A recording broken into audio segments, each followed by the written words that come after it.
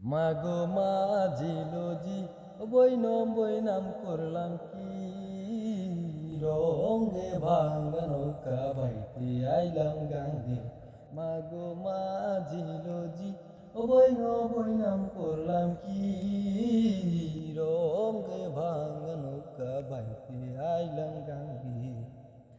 ছিলাম শিশু ছিলাম ভালা, না ছিল সংসারের জ্বালা, সদাই থাকিতাম মায়ের সঙ্গে।